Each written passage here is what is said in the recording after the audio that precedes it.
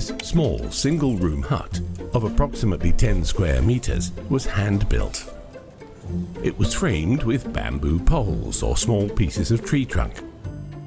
Flooring was made using strips of split bamboo. The walls are covered with bamboo laths or leaves. Dried kogon grass was used for the roof. In the hut, there are only a mat, a mosquito net, pillows, blankets for the cold weather, and an unmarried young couple.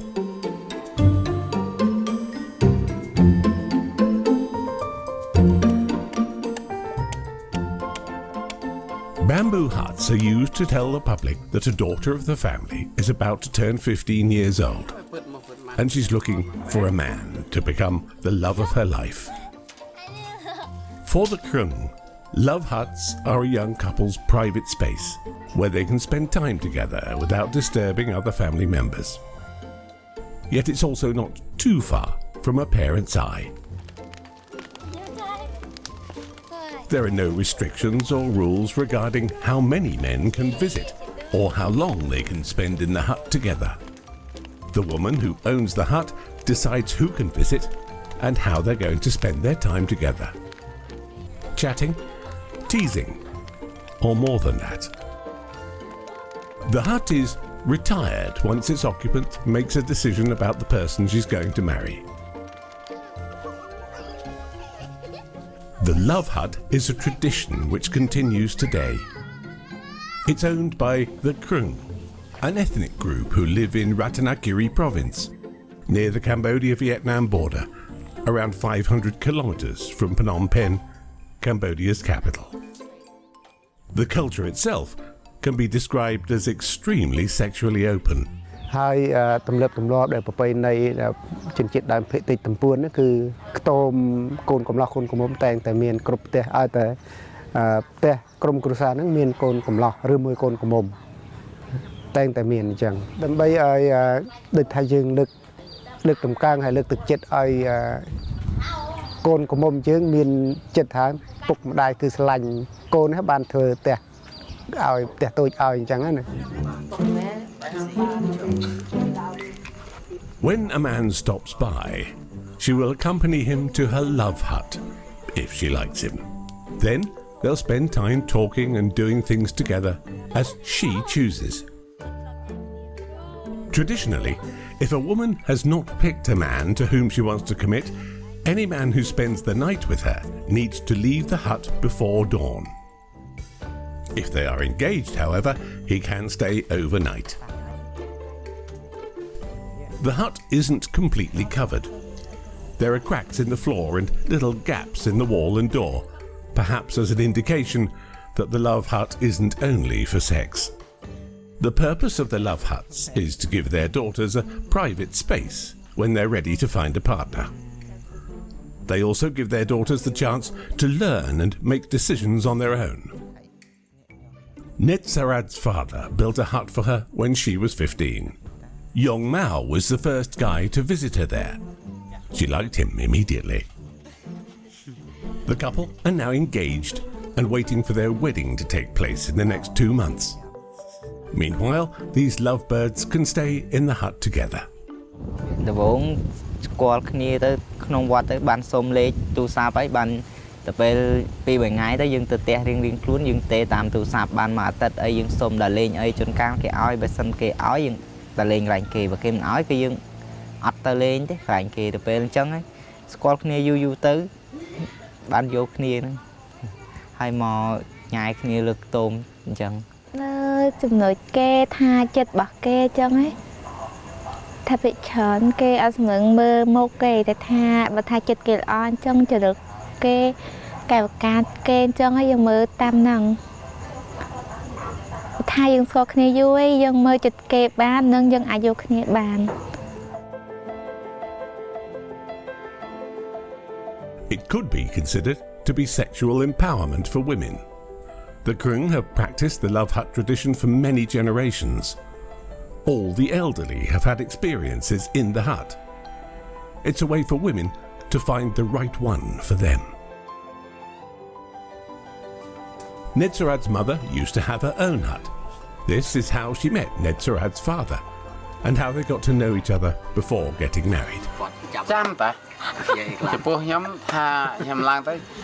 ឃើញកតោមហ្នឹងហើយចេះប្រត់នេះខ្ញុំឃើញកតោមកូនកំមុំហ្នឹង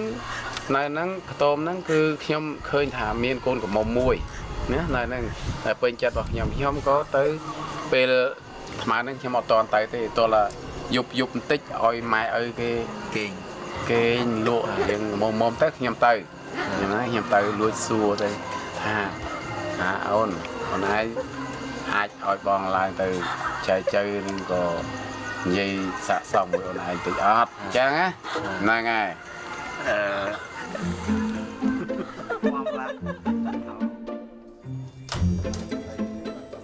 This love hut under construction belongs to Yegi, the youngest daughter of the family who's about to turn 15.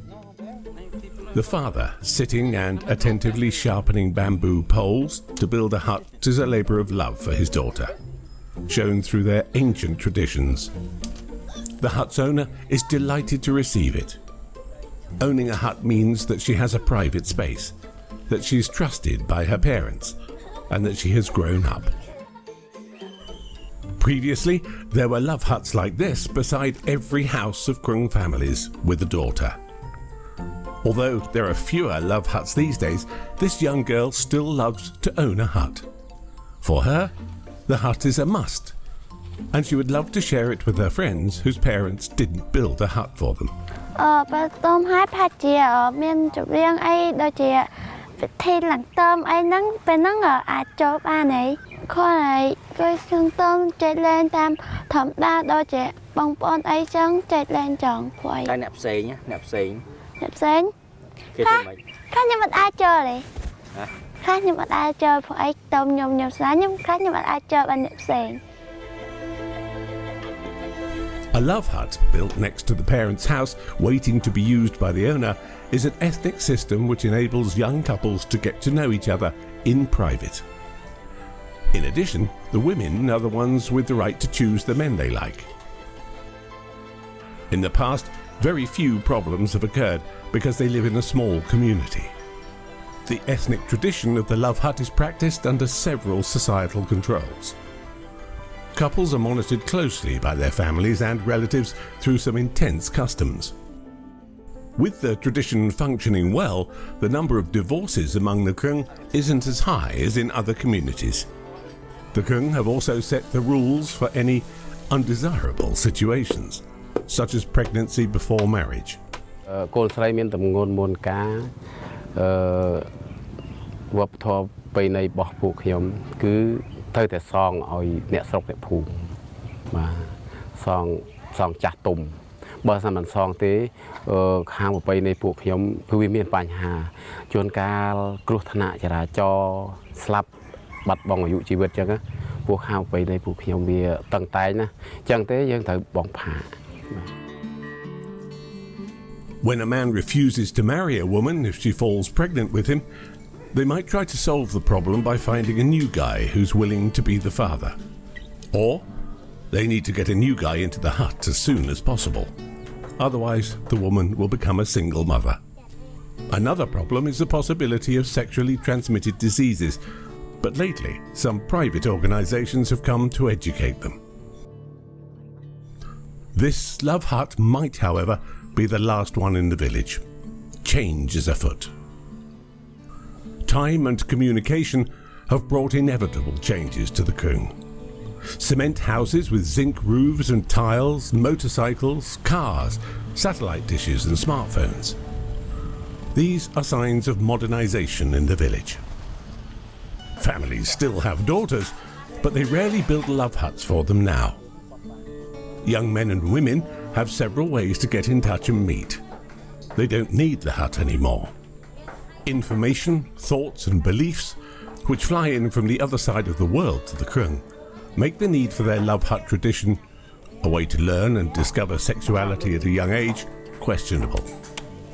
Building love huts for daughters is encouraging premarital sex with several men, which is, for many, morally questionable. The minority who still hold on to the old tradition believe that teenagers should have a chance to get to know each other, personally and sexually before committing to a long-term relationship. Whether one views the Kreung's love hut as a symbol of promiscuity, uncivilized, part of coming of age, sexual freedom, ensuring the right to choose a partner, will depend on one's values.